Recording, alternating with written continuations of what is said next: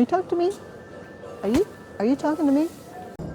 On the edge of Japan sits a unique world of paper-mache floats and apples in the snowiest city in the world, Aomori, a city you will want to add to your Japan itinerary. Good morning, everyone. I'm Olia. Good morning, I'm Bryce. We are boarding planes. And we are currently in a very rarely sunny city, Aomori City. Aomori City is about as far north as you can get on the main island of Japan.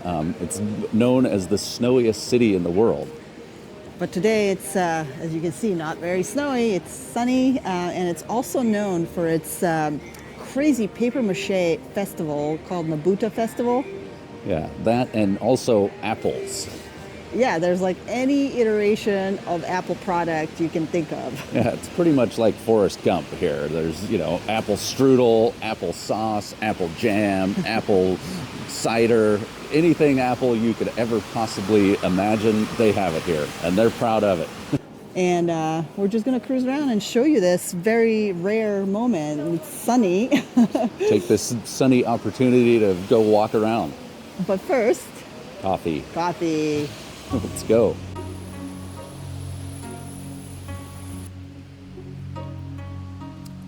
So here we are. It's the middle of January. Snowbanks are overhead high. Yeah, so they're not lying. I mean, and this is sea level. Like, this isn't high elevation. Yeah, we are exactly at sea level. Like here. exactly at sea level. Hence the fishing port, fishing and ports, etc. But the way the snow works in Japan is these storms blow in from Siberia and they swirl in the Sea of Japan and then they hit the mountains, which is why it dumps here so much. And it's crazy. And like even the skiing is very low elevation. Everything is like within the 1,000 meters. Yeah, 1,000 to 2,000 meters for the most part. And all the trees are deciduous. There's not even like the evergreens on the mountains, which is very weird for us to see because we are from the mountains and all of our trees are evergreens. If there are trees, like most of it is above the tree line.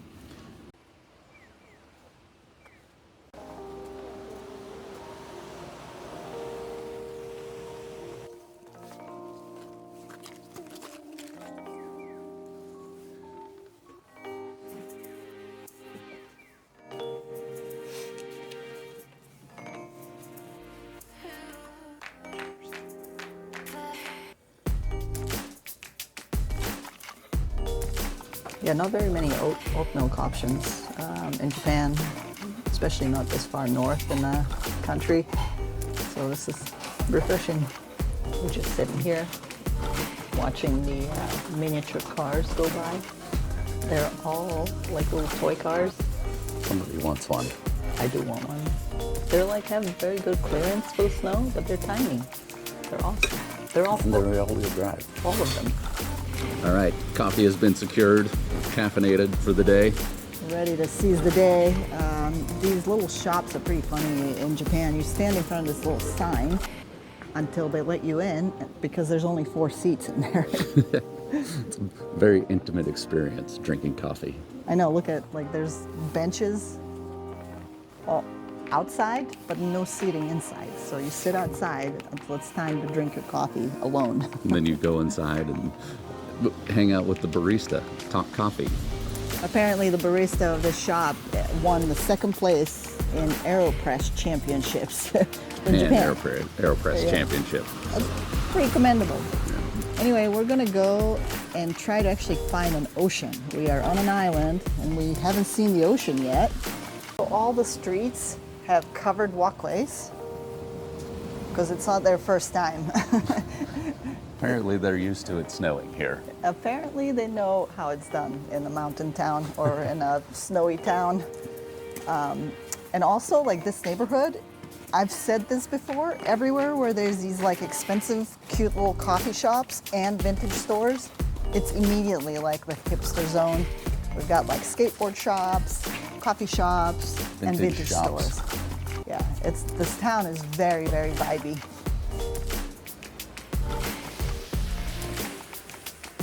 We found the pyramids in Ubud, Bali. If you haven't seen that video, check it out. apparently we're drawn to places that have pyramids. So, because the Visitors Bureau of the city of Aomori is a giant pyramid. And not only that, there's some sort of mythical people that live, well, not mythical, that's like an ancient civilization in northern Japan. What are they called? The Jamon? Yeah, and they dug up these crazy little mythical creatures with big eyes. So I'm not saying anything, but the tin hat is coming on. Like what? Put your tinfoil hat on. Let's talk about the mole people and the aliens, the pyramids. I mean, there's a pyramid in Japan. So we're going right for it.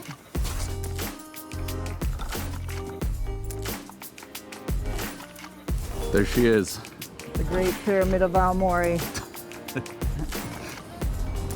I think this is just like a shopping center with... the tourist information center, the shopping center on the ground floor with the treasures of Aomori. But first, we are going to go and hunt for this like famous Aomori apple strudel. Sounds delicious. Let's go check it out. Let's go find it. We found this guy. Obviously not the real one, but that's what I was referring to, but I mispronounced the heck out of that one. Jomon period. Jomon period is the original indigenous people of Japan, apparently from 13,000 BC. And they were well into like the pottery and a bunch of weaving patterns into pottery. And they're known as like the oldest culture. Is that what it said? Something along those lines. Yeah, so that's the guy. We're not lying. Like it's literally everything apple on every corner. Apples, apple drink, apple sauce, apple cider vinegar. Apple gummies. And I think he's after some apple-flavored Kit Kats. Here they are. Apple-flavored Kit Kats. That didn't take long. No. Arigatou gozaimasu. Okay, dig in. A great reveal. There she is. Exercise caution when getting these, as they will come back in your dreams when you have nowhere to buy them.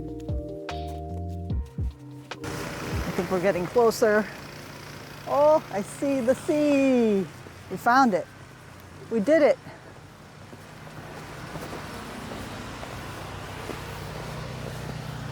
Do you see what I see? Dun, dun, dun. Look at that beauty in yellow color. Big boat. Is that the boat you'd have? That would be yellow? the boat. That would be the boat. I have a yellow car. So there she is. So it's very calm. I would expect the northernmost Japan sea to be very angry and ominous. But yeah, one would think, but there's a yellow boat. Ta-da! There it is, the Sea of Japan. The angry Sea of Japan. It's not looking very angry right now. It's looking very docile. Very mellow. Are we sticking our hands in there? I mean, it'd be rude not to. It's not warm. I feel like it's warmer than it is outside. I think that I could do a polar plunge here, maybe.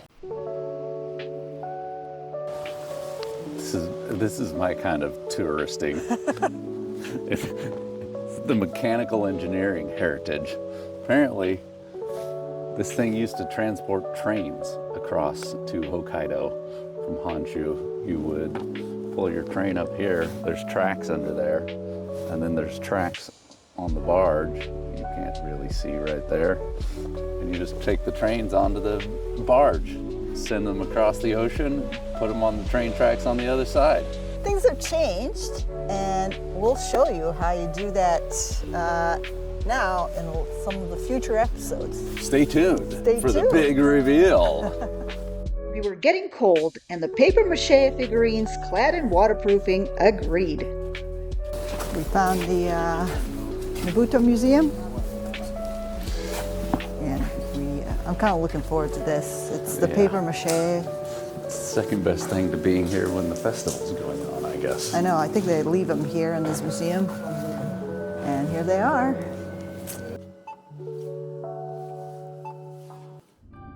Nebuta, or Float Festival, is said to have started some 300 years ago by the fishermen to ward off the bad spirits and sleepiness of the summer nights. They chant Rasera Rasera, that translates to more light, which is why the lanterns are lit up initially with candles and lately with heavy generators. The festival is first week in August and something we will for sure come back for. Look how big this thing is. There's Bryce down there. How would you like to carry that thing? Apparently, these things weigh a ridiculous amount. 4 tons. The paperwork says that they weigh, and they can cost about $50,000 each. We're watching a video in Japanese. They're showing the festival. It's, I think at some point in my life I'd like to come back for this. This would be really cool to see, I think. Yeah, it would be. I think this whole city has been so surprising, just full of surprises. Very hipster, very cool, like, we just ended up, we came here to snowboard, but ended up just like sightseeing.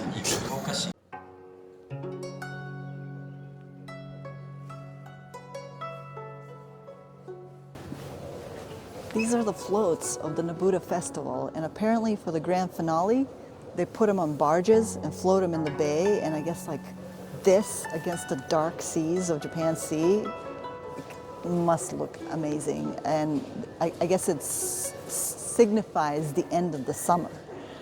And they have a dance that you can dance. Everybody gets to dance if you're wearing some sort of a costume, Nebuta costume, and it goes like this: twice on the right leg, twice on the left leg. So, as you can see on the cutaway here, how these things are made. They basically have a wood frame, and they wrap wire around it, and then put a bunch of light bulbs inside of it to light it all up. So, as they're carrying the float, not only do they have to carry the weight of it, they have to have a giant generator to light up all the lights inside of it.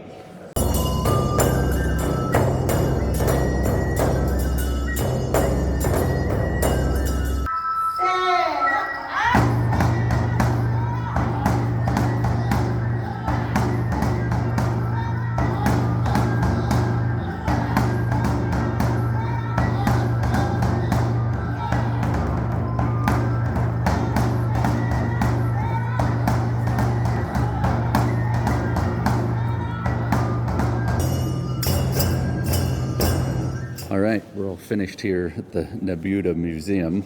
That was really fun. Yeah, interactive experiences here. You know, I'm all warmed up from jumping. I know. Seems like this is something we need to come back for. Yeah, I know. The festival looks pretty amazing. Yeah. Yeah. I mean, it'd be interesting to see this place in the summer, too. Yeah, it would. Maybe actually go swimming in that cold sea. Mm-hmm. Maybe see some apples on a tree as opposed to frozen Boxed up. trees. Yeah. But we're done here. We're going to go to the hotel, and we've saved the best for last, I think. The hotel is a real hit. Yeah, we actually waited till the cleaning crew ran through the room so we can show you our lovely little hotel. And its amenities. Yes. Here we go. All right.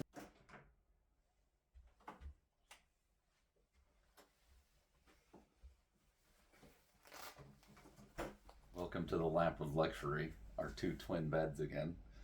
These things are maybe a oversized twin. Maybe this is what the Japanese call a semi-double, because I feel like some of the rooms we've stayed in have had a bed that was this size for 2 people. They did. There's that. Got a monster TV. We had to organize our suitcases. upper bunk, lower bunk for our suitcases. Yeah. There's a refrigerator in here. Coffee making zone. Safe. Keep your safe safe. Nice little toilet room. Japanese toilet.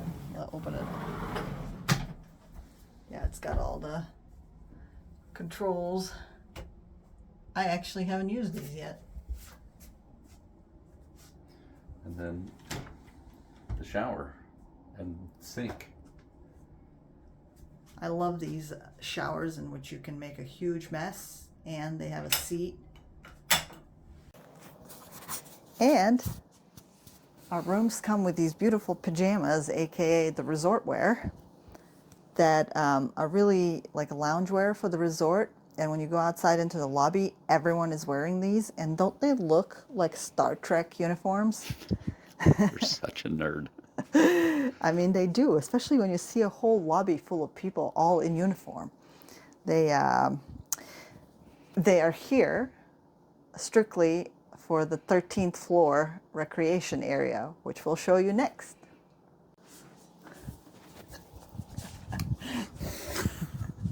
There we go. Greetings, Earthlings. I'm not participating in your nerdiness. We're dressed in our Vulcan wear and ready to roll. Let's go to the 13th floor.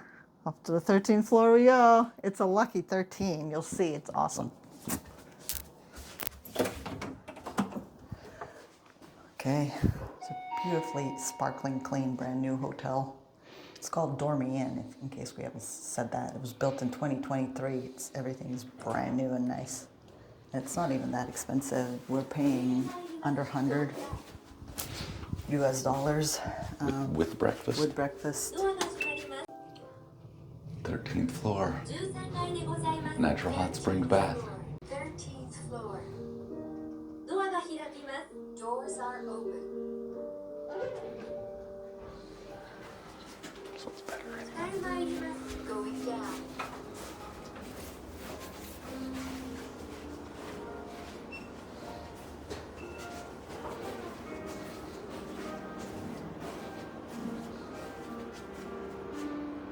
I mean, look at that.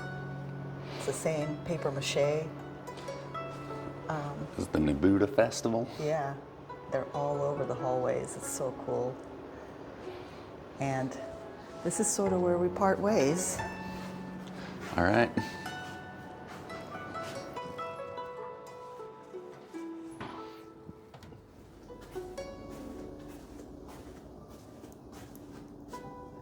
Just got done with the spa.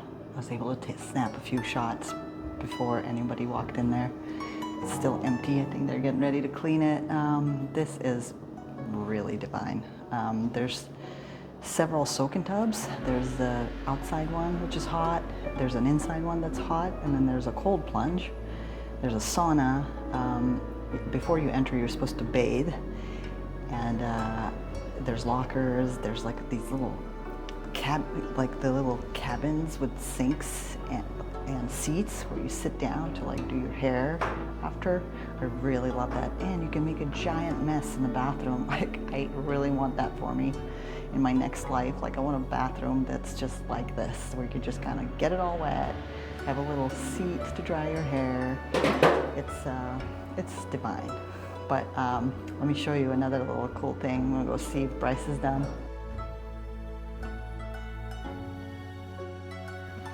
Chairs do your entire body. They squeeze your hands. They do your legs.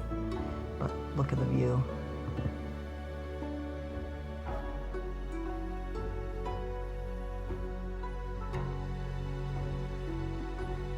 Massage is done. One last little cool corner here. I mean, how cool are these hallways? Look at the paper mache all along the walls. I really want this in my house. Okay, now, if you needed to do some work, you have this little spot. Check it out. Both Dormy Inn and Aomori quickly became our Japanese favorite, with quirky vintage shops, Apple everythings, and few close ski resorts with plenty of snow. We will be back. If you like this, please hit like and subscribe for more off the beaten path travel.